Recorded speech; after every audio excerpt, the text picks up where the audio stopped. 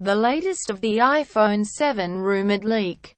This time last year, Australia was the second cheapest country in US dollar terms to buy an iPad Air 2 tablet, according to ComSec's annual iPad index.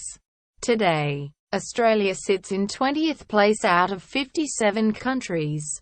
Similarly, Australia has fallen from 5th place to 17th place in the cheapest countries to buy an iPhone 6s Plus. Last year, the Aussie dollar was around 69 US cents. Today it's sitting near 76 cents. According to ComSec, if you assume the Aussie price for an iPad should be the same as that paid by a resident in California, then the exchange rate should be closer to 70 US cents.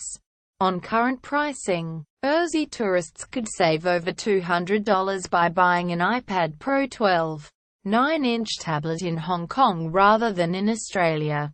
Quote, ComSec economist Craig James writes, "When the currency strengthens it has posed challenges for Aussie retailers.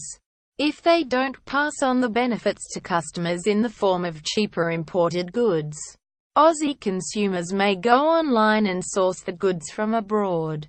Or Aussie tourists may purchase goods abroad in preference of buying goods locally." ComSec launched its iPod Index in 2007 as a modern way of looking at purchasing power theory. That is, the theory that the same goods should be sold for the same price across the globe once taking into account exchange rates. Quote, Mr. James writes, "On current iPad and iPhone pricing, the Aussie dollar could be regarded, at best, as fairly valued, or perhaps a little expensive. Last year we thought the currency was somewhat undervalued.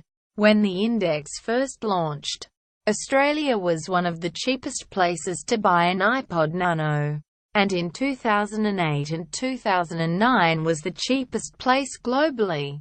While Australia is still among the cheapest places in the world to buy popular technology, the firmer currency means we are no longer rock bottom." The ComSec iPad and iPhone indexes shows that Latin American, Northern and Eastern European countries still pay the most for their tech devices.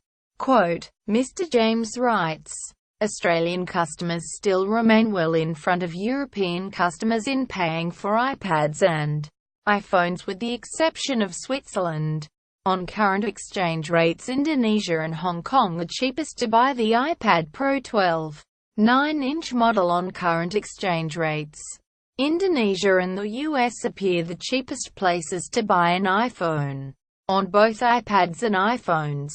Brazilian and Argentinian customers pay the highest prices in the world to buy the latest technology." ComSec's iPod, iPad and iPhone indexes are designed as modern-day variants of The Economist magazine's long-running Big Mac Index, or Deutsche Bank's Sin Index, which tracks prices of goods such as cigarettes and alcohol.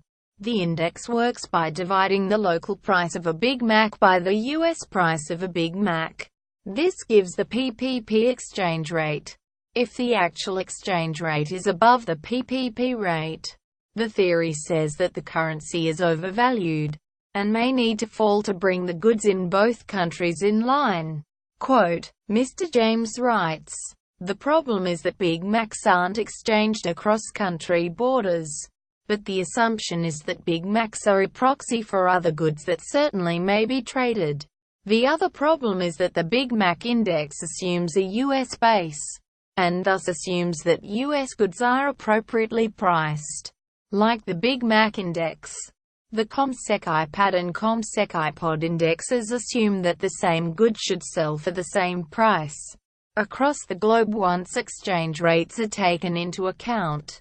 But the difference with the Big Mac Index is that Apple tech devices can indeed be exchanged across the globe. If they are particularly cheap in one country, it could cause tourists to buy their tech devices when on holiday, prompt people to buy them online in other countries, or prompt some companies to take advantage of arbitrage opportunities. Frank.Chung at news.com.au. For 17 years thought to be lost. This candid in-depth interview with the late visionary filmed in 1995. Steve Jobs discusses at length his early days, career battles, and vision for the future. Just 2 years before he would go on to retake control of Apple,